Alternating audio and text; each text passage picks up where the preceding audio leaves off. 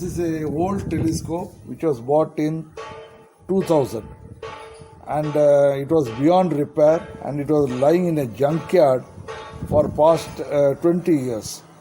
After that, we saw it in we saw his Parmeshwaran's what you can say, his website, and I came all the way from Neyveli to Kumbakonam and given it to him, and he has remodified the whole thing as if it is new one, better than the new one, you can say.